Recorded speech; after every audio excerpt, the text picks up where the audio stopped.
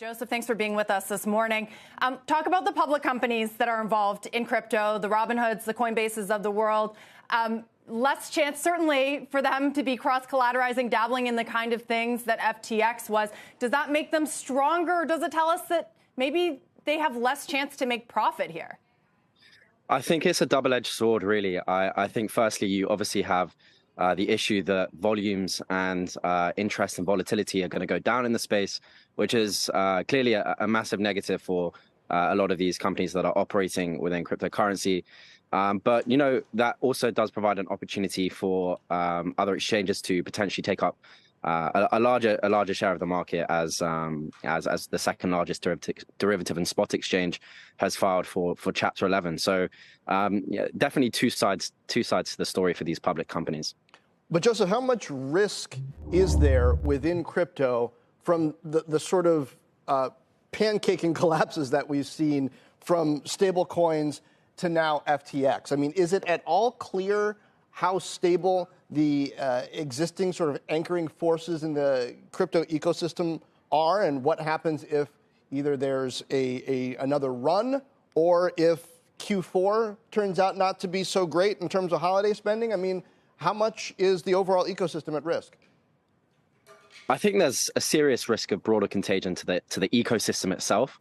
I think it's unlikely that contagion spreads towards broader financial markets, and that's mainly because of the size of the crypto space, which is only around 830 billion in comparison to, you know, the 43 trillion dollar US equity market. But, you know, within cryptocurrency, it's unclear as to how far and how deep this goes.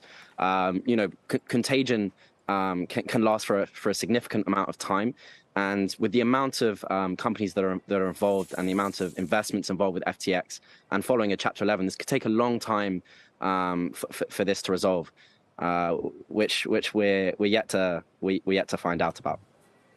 It's interesting, Joseph. You know, a lot of people, it's easy to throw around sort of monikers to encapsulate the moment.